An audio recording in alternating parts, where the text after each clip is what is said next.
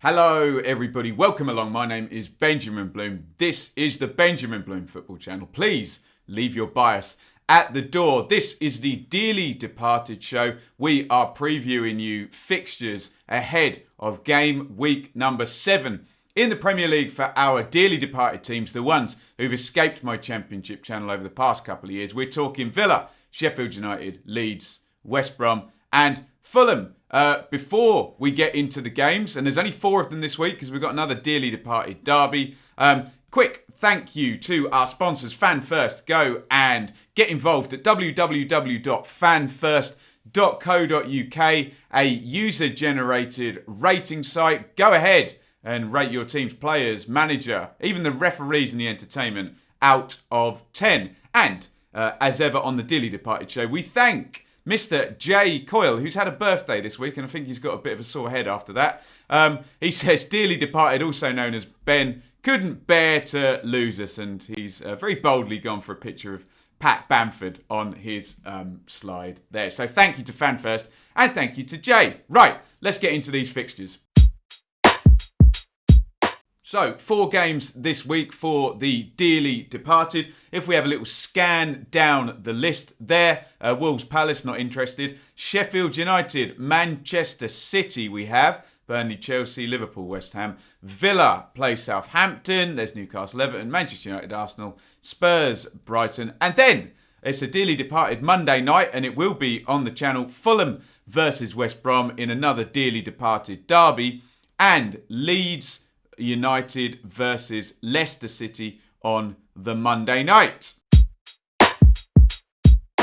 Now, despite their defeat in the epic dearly departed derby last week, Aston Villa are still our flag bearers, so we'll go to their fixture first, and they play at home to Southampton.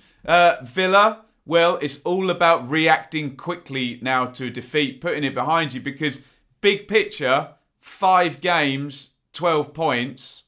Fantastic, isn't it? Obviously, context is king, though. And if you let that defeat drag you down and, predict then some bad form based off the back of it, then not a good thing.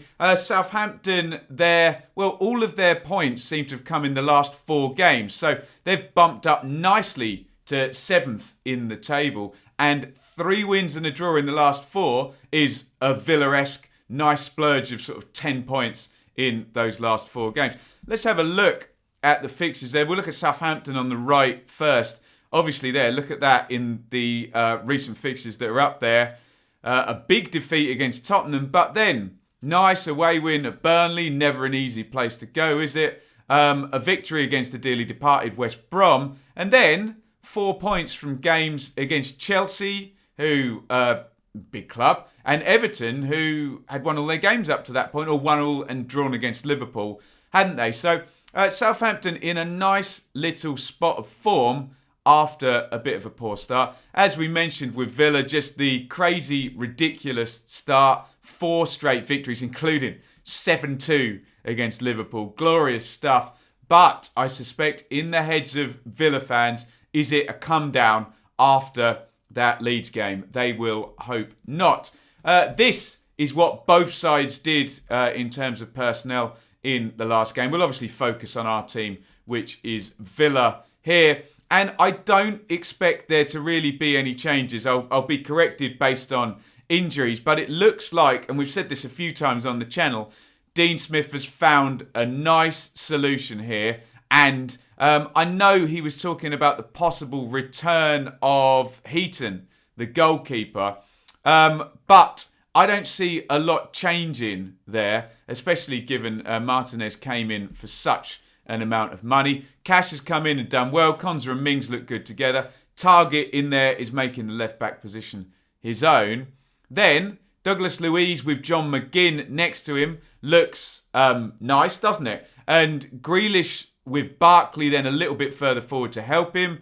Great. Maybe the one issue there is Trezeguet. I know he's confused a lot of Villa fans and me whilst watching. And you can see in that last game, Bertrand Traore, that was the only change that was made. Maybe somewhere down the line, I don't know whether it's this week, next week or in the future, that change might be made. But otherwise, you wouldn't think. And Watkins, obviously, big money spent on him. And the hat-trick against Liverpool, I think it's the only game he scored in. But certainly, it looks like, a young player from the Championship, a lot of money spent. Looks like that's the way Villa want to go. So I don't really foresee them changing a lot. And given they won the first 4 games, given the money invested, I would give it time now with that Villa lineup. Obviously, there's going to be injuries, and you would worry about certain key players, particularly maybe Mings, McGinn or Douglas Luiz, and then obviously Barkley and Grealish. You'd worry about the drop-off if one of those was injured for a while, especially Grealish, obviously. But that hasn't happened, and hopefully the Villa bench will provide some strength for the inevitable points where they do have to play without one or other of those guys. For Southampton, 4-4-2 in the last game there. McCarthy, Bertrand, Vestergaard, Bednarek, Walker-Peters, Redmond, Romeo, Ward-Prowse, Armstrong, and Ings and Adams. Obviously, star player last year was Ings, wasn't it? And it looks like a lot of sort of Premier League staid experienced players there. With Hassan Hootel, well, I don't know. Some days I hear he's the next thing since sliced bread, and some days I hear that he's not doing the right things at Southampton. So read into that what you will. Look, it's a home game for Villa. The caveat is, if this game was 3 weeks ago, we'd be predicting maybe more confidently with Villa. But Southampton have been able to pick up points in recent weeks. Villa were going to want this to go back to how things were. The issue is, for Villa, if you, and I don't know whether you're allowed to do this, if you put aside the Liverpool game as a freak, was it? I don't know. The other victories have then come against, if we scroll back, Sheffield United and Fulham, although there is the Leicester game in there. So there is evidence, there you go, I'm going to debunk my own view there. There is evidence that Villa can do this against the upper ranking teams. So they do want maybe something like the Leicester performance. Remember, we talked about that on the channel as a viable performance. So hopefully from a Villa point of view, with it being at Villa Park, with it being Southampton maybe a little bit lower down the totem pole than Leicester, you would think. And can they get back to how things were before that Leeds game? I wonder. I've got some confidence that Villa can pick up points in this game. Can they pick up all 3? Obviously depends on their ability to get goals, doesn't it? And that obviously falls on Grealish, Barkley and Watkins, really. Maybe Trezeguet can join in and help there. But I think they can. So I think Villa can get a win in this one. They're playing against like I say, a stable lot of Premier League players. That's the issue. So it's about game management. It's about presenting the big chances and finishing them to the key players. But I think maybe we can predict a Villa win in this one. Let me know what you think down there in the comments.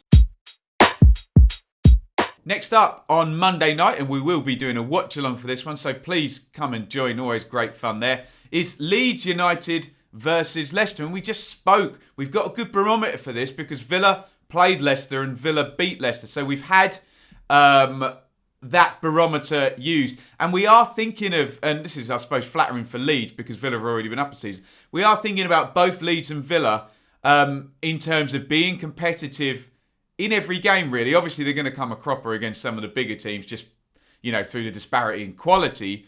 But they've been competitive so far, and we would hope they can do so against Leicester. Obviously, kryptonite for Leeds so far was Wolves, wasn't it? And maybe Mo Salah and Liverpool in the first game. But put that one to one side. And you worry in this one about, is there a similarity between Leicester's ability to counter-attack and Wolves? I wonder, be interested in your comments on that. There are Leicester in 4th position. They have had those 2 defeats, but they've won all of the other 4 games. And, of course, they have the great Jamie Vardy up top for them. But Leeds, brilliant start, competitive in every single game, which is the most encouraging thing. And plenty of wins there, 3 wins, and the draw was against Man City, for goodness sake. So really good signs from Leeds thus far. Let's have a look through those results. Let's focus in on the 2 defeats for Leicester.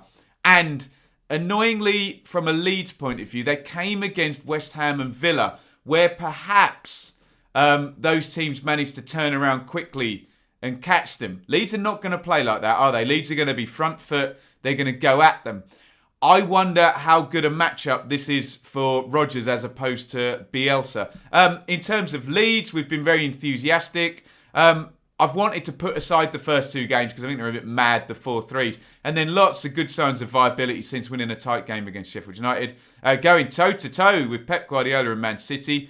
Kryptonite was Nuno and Wolves, wasn't it? And the defensive shape and the hit on the break there. But then a brilliant victory over at Aston Villa in the last game. So I think the key thing for this one is the matchup of tactics. And Leicester will be thinking, look, Leeds will leave openings. They're going to bomb the fullbacks forward. There's going to be space. And we have Jamie Vardy. That's going to be the big issue, isn't it? Looking at the Leeds team, I'm pretty sure Phillips will still be out from what I'm hearing. Not so sure about Liam Cooper. Get your thoughts in the comments. Obviously, if Cooper is back, that changes things because Cooper would then come in. You would then expect Alioski to drop out, Dallas to return to left back and Ayling to return to right back. However, they had a pretty good go at it against Aston Villa, didn't they? In terms of the central midfield, again, I don't know about Struijk, because he went out of the last game injured. Shackleton came in, but Bielsa is very much a creature of habit. So you would think maybe if Struijk is fit, he's going to start again.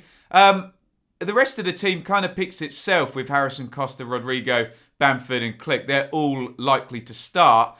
What is good news for Leeds now is you have the idea of Rafinha, Llorente, Hernandez, Shackleton, Roberts. They're all capable of playing in that first team if Bielsa wants to use them. But we do know from watching El Loco for the past couple of years that he tends to stick with the same thing where possible and only then tweaks things when things are going wrong.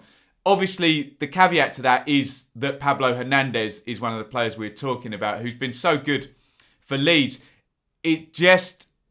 The two things that make me think, one is that he's sort of 35 years old, isn't he? And two is that Rodrigo's been, really good, hasn't he? So maybe Hernandez stays on the bench for the last half hour. We will see what he does. Certainly, they would prefer to be starting with Phillips, wouldn't they?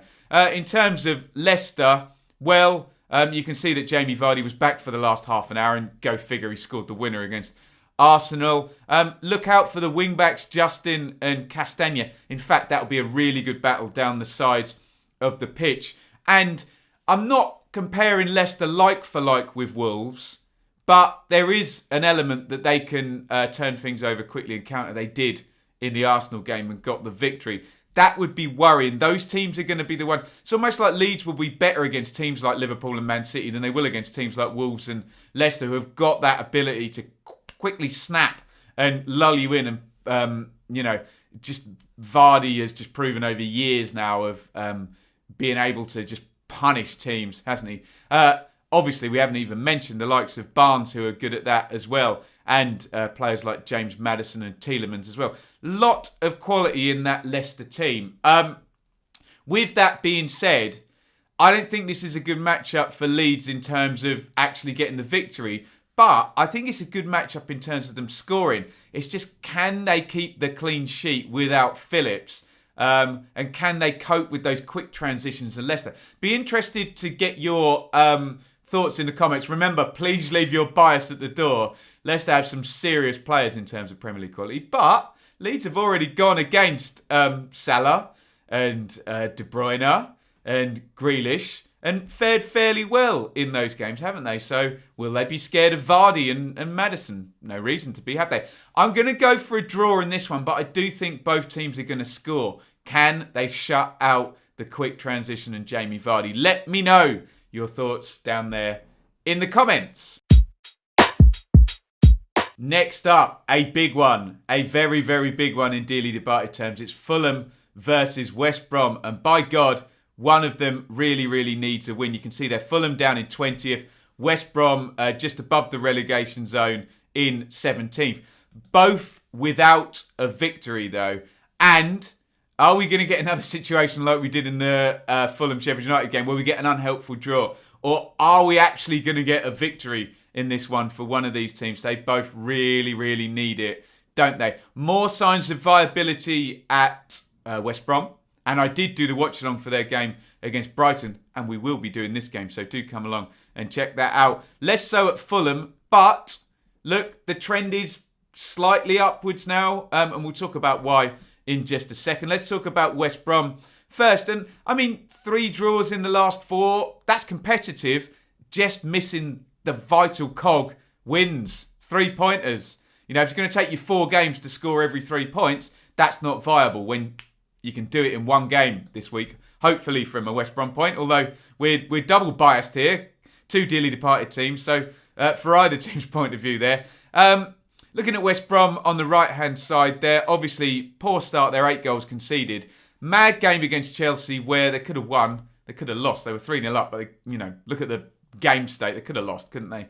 Then, a defeat at Southampton was worrying. But much more stable in the last 2 games against Burnley and Brighton.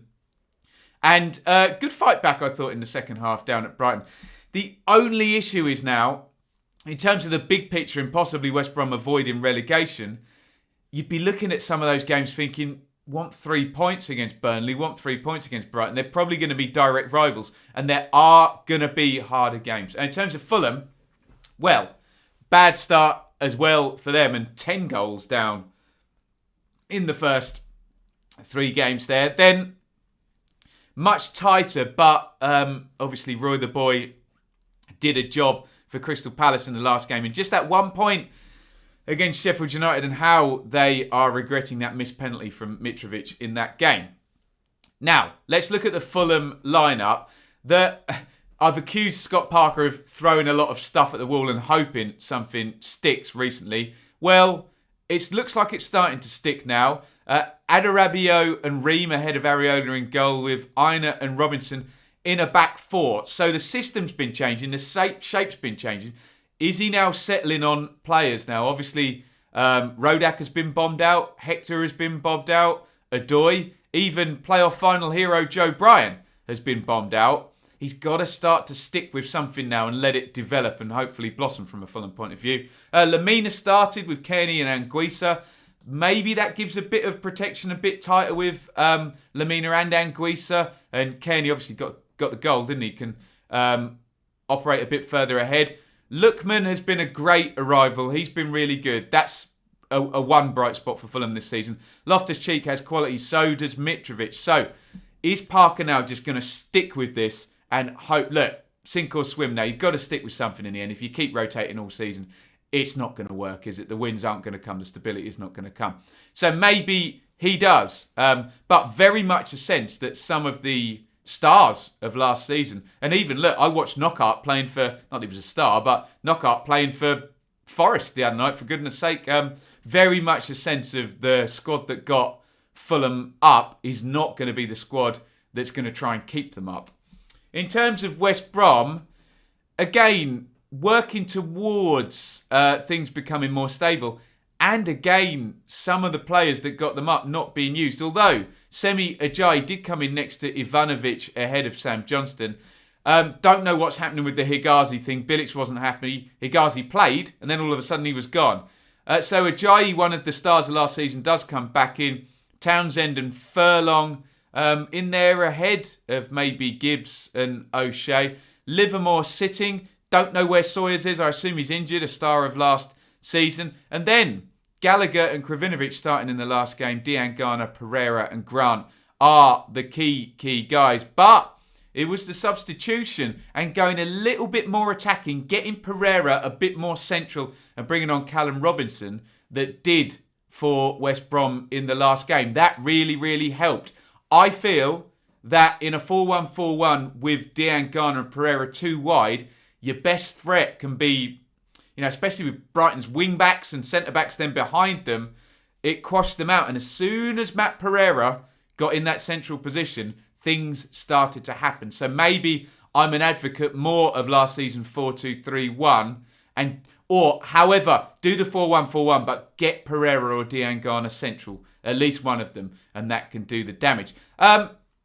I guess in this game, and forgive me, I've forgotten where we're playing. We are playing at Fulham, aren't we? Yes, we are. Does that help? Are we going to get a completely unhelpful draw? You'd make West Brom slightly in a better moment, but it is at Fulham. Oh dear. I wonder whether we're going to get a very unhelpful draw in this one again, and both sides are going to be more scared to lose than going for the benefit of victory. Let me know what you think in the comments, but I'm predicting an unhelpful draw. Oh, here we go for Sheffield United, where we've told the story of lots of things going against them in games. Well, I'm afraid the fixture list is going against them now because it's Liverpool and last game and now Manchester City in a row. So Sheffield United play Manchester City. Look, Manchester City aren't at it yet, but they're Manchester City, for goodness sake. Look at the squad, the amount of money invested, and the manager. So it's never just going to be a case of, oh, they're not in good form, we can go against them. Sheffield United did give a good account against Liverpool, but they're still down in 19th and still their solitary point has come against Fulham. And they've given a good account against a lot of teams and come away with 0 points a lot of the time. Is this either going to right itself and things will start going, or going to continue? I know which one I hope for the sake of our dearly departed, but I have to say I'm worried. And then look, God, Liverpool, Man City, and now Chelsea next for Sheffield United. So lots of defeats. We can reel off the red card for Egan, the tight game going against them against Leeds, David Luiz not getting sent off for Arsenal, not capitalising on a missed penalty in the game against Fulham, and then could have had 2 penalties, and McBurney missed a chance there as well. Someone was telling me about, was it an offside goal or a handball or another thing? Sheffield United fans are really, they're looking for something to go for them, aren't they? And yes, we can line up all of these mitigating factors, but in the end, when we're 8-10 games into the season, we've got to start saying they need to win a game from somewhere, don't they? And this is going to be hard, although they did give a good account against Liverpool, and on another day give the second penalty and they do go 2-0 up, don't they? So some cause for optimism if you analyse the mitigating factors that have gone against Sheffield United, but lots of cause for concern with all the 0 points there. Man City, well, just haven't got going, have they? They looked really good in the first game against Wolves, and De Bruyne looked really nice, and then got battered by Vardy and Leicester. Then drew with Leeds. Leeds gave them a good game. Beat Arsenal and drew with West Ham. West Ham gave them a good game. Can Sheffield United do what Leeds and West Ham have done and pick up points against Manchester City? Fingers crossed from the dearly departed point of view. They're still trying to solve the problem of Jack O'Connell not being there. Ender Stevens played centre-half. Really like Ender Stevens, but he did get out-jumped for the decisive goal by Diogo Jota, didn't he? Osborne and Bulldog are wing-backs. Obviously, Stevens can't play in 2 positions. Some sense that Berger has got a position nailed down, but a lot of to-in and throwing in the central midfield. I know there's issues with Lundstrom's contract now. Ampadu played as a defensive midfielder in the last game. Norwood's been so good. Fleck, can he settle on something? And up top, again, can he settle on something? McBurney and Brewster, obviously looking down on the bench. You've got Burke, McGoldrick, and the great Billy Sharp, who have been used, maybe Sharp a bit less, but maybe, and Wilder has rotated, I know, but maybe needs to just play the same team for a few games now. Far be it for me to criticise Chris Wilder after what he's done the last few years, but maybe that would help in terms of some consistency and maybe getting that first victory. Maybe he needs to go for what worked for him in the past, which has, in the main, been Norwood and Fleck. And Dave McGoldrick, it has to be said, doesn't it? But they're missing Jack O'Connell, aren't they? Manchester City, well, yeah, just embarrassment of riches. And De Bruyne was on the bench in the last game. So, I mean, look, Mahrez, Aguero, Sterling, De Bruyne on the bench, Bernardo Silva, Gundogan. Can they get at them? with Garcia and Diaz at the back? I don't know. I really, really don't know. It looks like a tall order for Dem Blades, doesn't it? But what I will say is West Ham and Leeds have taken points against Man City this season. Leicester beat them as well, didn't they? I'm afraid I'm going to predict a defeat. Maybe more joy against Chelsea in the next game for Blades, but I just think the star power is going to be a bit too much. And as much as I've got my fingers crossed for Sheffield United, I can't see them getting anything from this game. And apologies to Blades fans. Please debunk me in the comments and tell me why I'm going to be wrong. But I've got to predict a Man City win. I'm sorry. So there are this week's 4 games for our dearly departed. In the grand scheme of things there, Wolves, Palace. So we've got Sheffield United against Man City. Then there's Burnley, Chelsea, Liverpool, West Ham. Villa play Southampton, Newcastle and Everton. Manchester United, Arsenal, Spurs, Brighton. And then on Monday night, it's going to be our main dearly departed night. Fulham, West Brom and Leeds, Leicester. Like I say, we will be going back-to-back streams on Monday night for Fulham, West Brom and then Leeds, Leicester. So please do join me for both of them. If I have time, I'll try and get something out on Sheffield United, Man City. That is unlikely. So the full reviews are likely to come on Tuesday of next week. So do keep in touch with me for them. www.fanfirst.co.uk. Please go ahead and subscribe and get rating over there at fanfirst.co.uk.